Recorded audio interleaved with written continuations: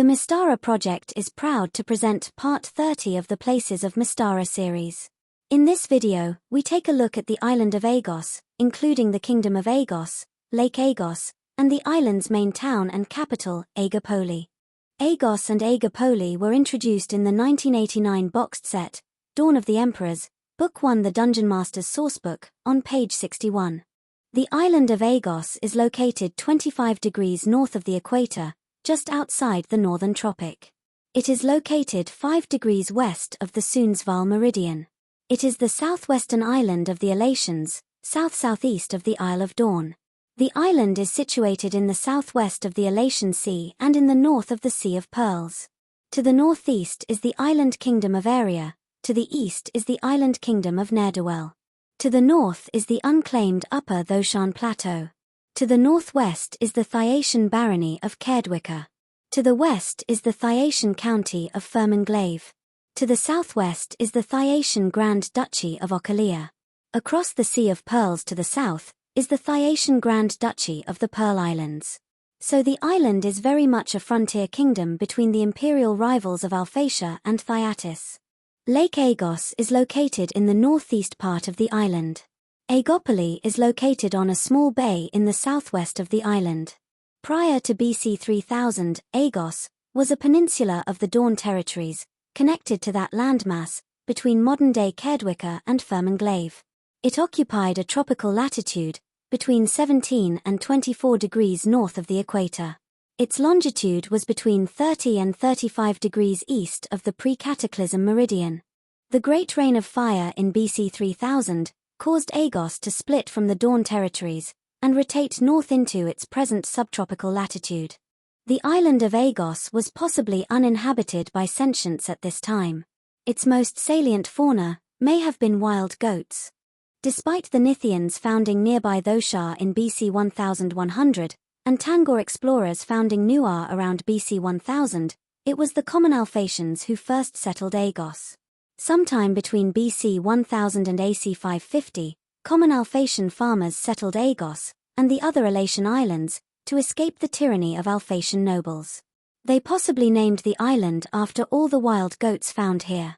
It is known that a reclusive group of Alphatian spellcasters, predominantly magic users, moved to an island southeast of the Isle of Dawn, possibly Aegos, to conduct their research without being disturbed.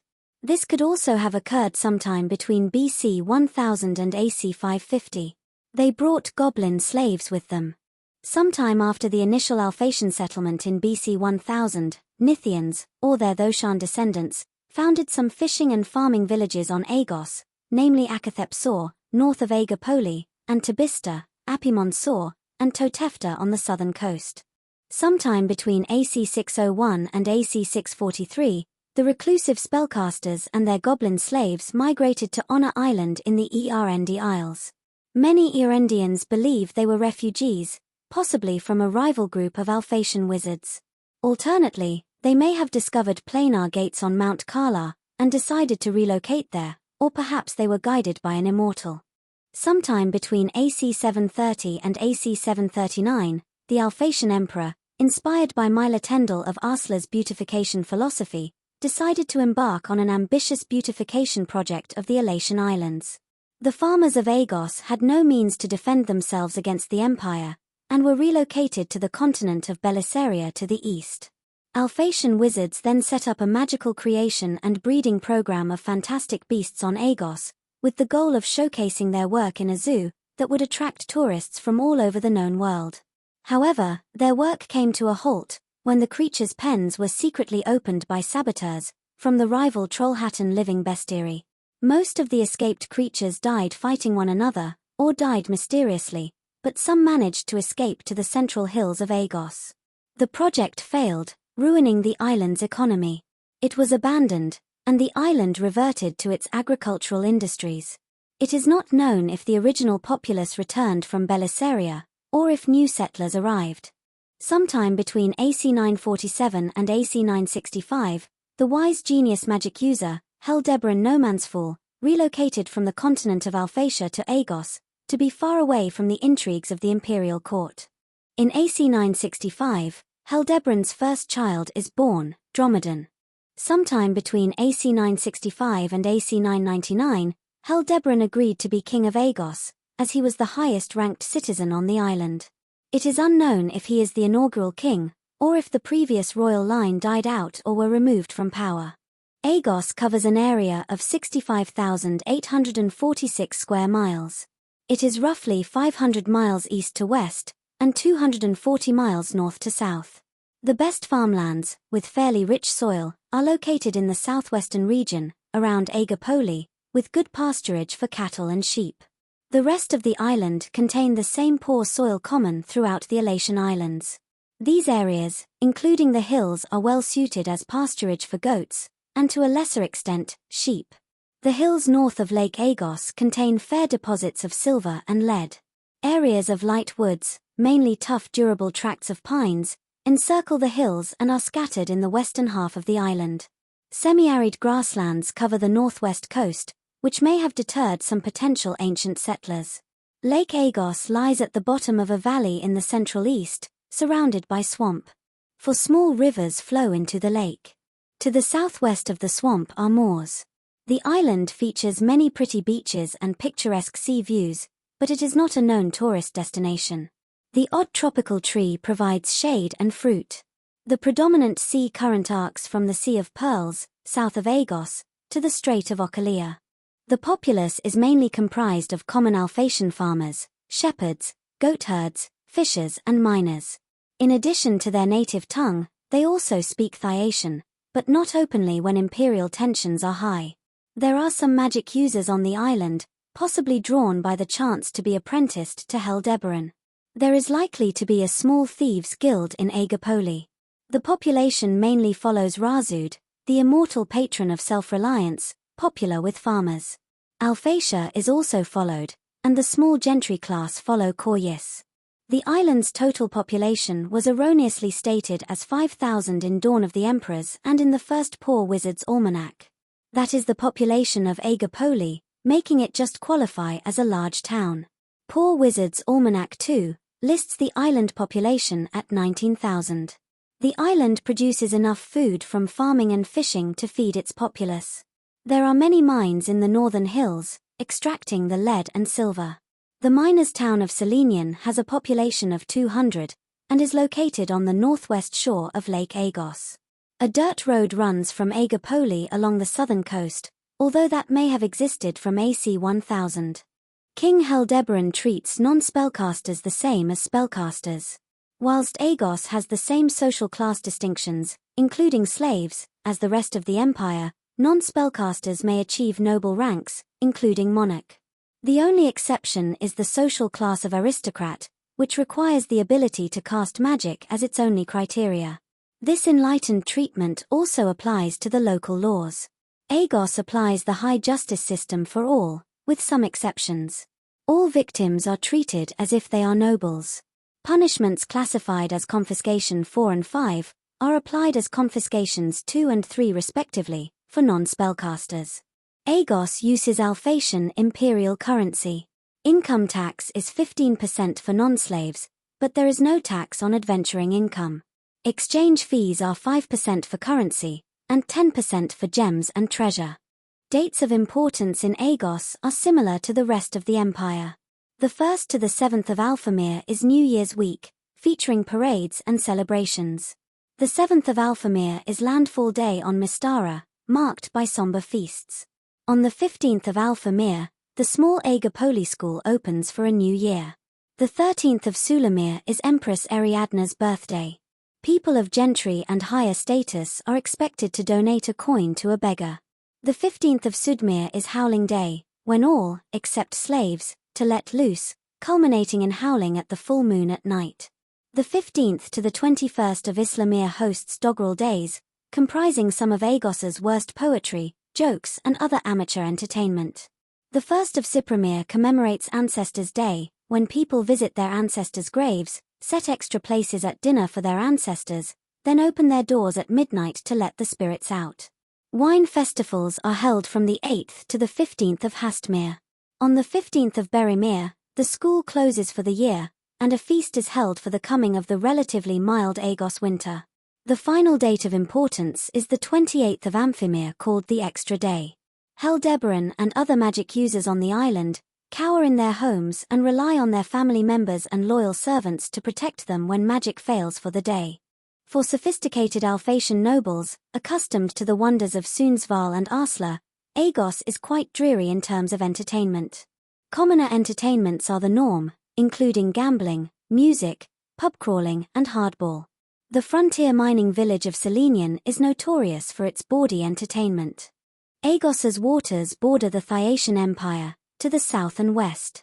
Although exact Alphatian troop numbers and deployments were not detailed as of AC 1000, the size of Aegopoli would not be able to support a substantial naval presence. Possibly, a skyship fleet was based at Featherfall to the north, that was enough to deter Thyacian naval encroachment. Alternately, both empires probably consider Aegos to be of low value. Aegos is classified as a medieval civilization, able to call on up to 380 native troops during peacetime, and up to 1,900 for wartime. Troops of the army of Aegos are typically equipped with chain mail, shields, normal swords, and light crossbows. To defend the island, a home guard comprising 500 poor quality troops with little or no training can be called up. They are equipped the same as the regular army, except they wear scale mail armor. The walled town of Aegopoli has a gate to the docks and a northeastern gate, with a dirt road leading to the east. The main building in town is the two-story King's Mansion, constructed of green-veined marble. The ground floor comprises the kingdom's administrators, who Heldebaran delegates to run the day-to-day affairs of the island. The upper floor is exclusive for the king and his family and their personal servants. Heldebaran's laboratory is located on this level. Inside the main gate are warehouses and a fish market. The town contains many shops and taverns, and 2 inns. There is a small school, which teaches magic in addition to a general education. Thyacian can be learnt in these classes. Temples to Razud, Alphatia and Koryis are likely to be present. A hardball arena, a court and jail, barracks, a bank and an imperial office for registering businesses and slaves and paying taxes are all likely to be present. The town ranges in altitude from 0 to 100 feet above sea level. Aegopoli experiences rain at least once every 2 days on average the year round, peaking in summer, which has 3 out of 5 wet days. Winter night minimum temperatures are typically 60 degrees Fahrenheit, while summer day maximums usually reach 85 degrees. The dominant wind is from the northeast, and the current in the Alatian Sea is easterly. Now we shall hear from 4 people regarding their opinions of Aegos. Adirian the Gold is an accomplished wizard from Sundsvall. Zona Harrower is a pirate based in Kerdwicka. Lieutenant Stolander is an officer in the army of Aegos. Finally, Scupper is a caravan master, based in Aegopoli. Aegos? What a dreary place of uncouth commoners and their awful music. I had the misfortune of disembarking the airship of love for a stop over in Goat Town, or whatever they call it. There was not a single building over 2 stories high. No beautiful golden artworks, just the smell of fish and slack-jawed rural types. They showed us their magic school. What a joke, it wasn't much larger than my privy. To top it all off, they told me that commoners could not be punished for insolence to a noble. What madness is King Heldebaran every man's fool presiding over? Just as well he keeps refusing offers to join the Imperial Grand Council. And his eldest son, Dromedary I think he's called, can't cast any magic. Sure, the beaches are beautiful and the sea views are picturesque, but you would need more than that to make it worthwhile. If you're thinking of going there, don't bother. Eve worked for Heldebaran Norman's full. His a carod, but he pees well far muscle. Bu I tell ya, the eel's cast. It spuns monsters. Must be some sorta portal there. One of them goots gave me the eye. Fiendish it was. If you're wanna wield night gamblin' and drunken, head out to the maining viewlage of Selenian. I reckon those mainers disturbed something down below. Maybe that's who the cast started. Well, Aegopoli is a far cry from my home city of Sundsvall, the city built by magic. The local magic school is nothing fancy, but it does produce competent wizards. But I don't believe there is a more mentally gifted human in the multiverse than King Heldebaran. I hope to learn much from him.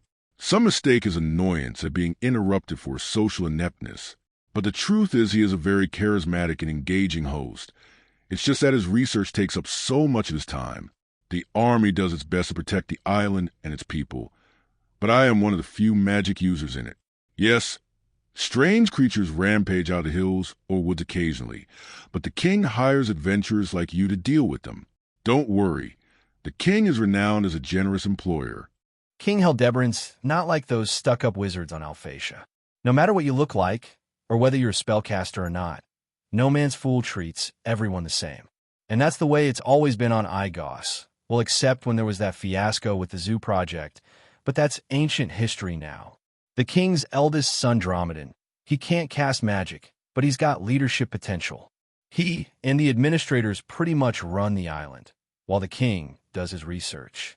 Dromedan is a bit wild, though. I once saw him jump from a skyship, only to pull up in midair just before he was due to hit the ground.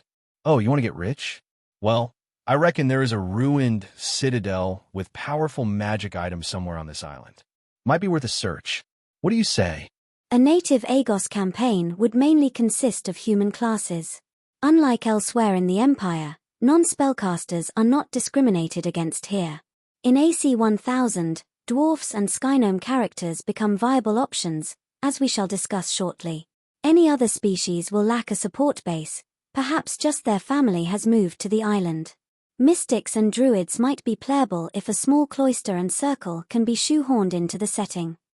For visiting adventurers, they may be attracted to the island by posted advertisements, calling for adventurers to deal with strange beasts in the countryside, or to join the army of Aegos. A native campaign will soon be caught up in the wrath of the Immortals' adventure plot, as Aegos transforms from a dreary rural location to a focal point of international relations. On the 14th of Flormont, AC 1000, Empress Ariadne the Wise of Alphatia probes Admiral Haldemar of Harkon's mind and learns of the Hollow World. She decides that Alphatia must reach the Hollow World to prevent the Heldanic Knights from conquering it. Alphatian wizards try to use magic to reach the Hollow World, but discover it is shielded from their arts somehow. Skyship entry through the polar openings is rejected as being too difficult and costly. Instead, Ariadne decides to enlist stout fellow dwarfs and serene skygnomes to engineer an extensive tunnel to reach the Hollow World. The Hills of Aegos are chosen as the secret location for the project, given its remoteness and lack of importance. Most able-bodied residents of Aegos are employed in the project. Native PCs could be called upon to join the army, or protect the workers from the occasional marauding beast. The PCs are required to serve for a minimum of 6 months, but could perform other missions on the island that turn into adventures. Like beasts attacking in a mine, or a Kerdwicker pirate raid. The pit, as they call it, to the Hollow World is completed in AC 1004. The PCs may have an opportunity to apprehend Clarantza the Seer, who has polymorphed into a gnome to sneak into the Hollow World via the pit. Sometime between the spring of AC 1005 and the spring of AC 1006, the Mystery in Aegos scenario of the Wrath of the Immortals adventure takes place. Foreign PCs are instructed to go to Aegos by their immortal patron, Benikander, to look for anything unusual that could indicate immortal interference. Native PCs could be tasked with watching for enemy agents. Benikander has a female agent in Aegos, before the adventurers who rescued him turn up there. Hel, posing as Balthak, has sent Kelta Zurban as her unwitting agent to investigate strange activity on the island. Then both the native and foreign parties can proceed to descend into the Hollow World. Following Kelta's tunnel sabotaging act, the PCs are sent back up to the surface to report what happened. While the PCs were in the Hollow World, war broke out between Alphatia and Glantry, with other states joining in. If natives, the PCs could be asked if they could try to track down Baron Uthgard Macromarg of Kerdwicker, who fled to sea to avoid capture. In the winter of AC 1009, Sundsvall is devastated by the immortal Rad's doomsday weapon. The normally cowardly Hildebrand teleports to the imperial capital to try to rescue relatives, and is not heard from again. Dromedan succeeds his father as king. Then Alphatia sinks, earthquakes rock the island, collapsing the pit further. Aegos is independent and vulnerable. The army is stranded in the Hollow World. Only the ill-trained home guard is available. On the 7th of Newmont, AC 1010, Cloranza distributes her book around the known world, revealing the existence of the pit to the Hollow World on Aegos. PCs loyal to Aegos may now be Dominion rulers, possibly capable of defending the island against the fleets of Minrathad, Thyatis, and the Helldannic Knights heading to conquer Aegos. Unless the PCs successfully intervene, Minrothadan and Thyacian forces capture Aegopoli on the 6th of Vatamont and send Dromedan in chains to Thyatis city. Aegos PCs may try to free Dromedan. The Helldannic armada briefly attacks the Thyacians in Aegos on the 22nd of Vatamont, as a diversion to land some agents to try to fully collapse the pit. On the 5th of Fermont, Dromedan is rescued by Alphatian loyalists, possibly the PCs, when he is being transferred from Blackrock prison to the cells under the Colosseum. On the 5th of Yarthmont AC 1011, Thyacian wizards testing anti-earthquake devices, ironically cause an earthquake that fully collapses the pit. Helldannic saboteurs are suspected. On the 13th of Claremont AC 1012, Thoshar relinquishes its ancient claim on Aegos, by signing a peace treaty with Thyatis. In the first half of AC 1013, 2 skyships are constructed on Aegos for the Thyacians, and are completed on the 28th of Felmont. Native PCs who rescue Dromedan may work with him and other Alphatian states to try to oust the Thyacians from Aegos. Foreign adventurers may try to sneak into Aegos and try to use the pit to get to the Hollow World, possibly using magic to overcome the collapsed sections. Or they might decide that nothing good can come from the pit, so they look for a way to permanently seal it. PCs allied with Thyatis or Minrathad might be tasked with protecting the island from Alphatian and Helldannic agents. This concludes Part 30 of the Places of Mystara series, featuring the island Kingdom of Aegos, and its capital, Aegopoli.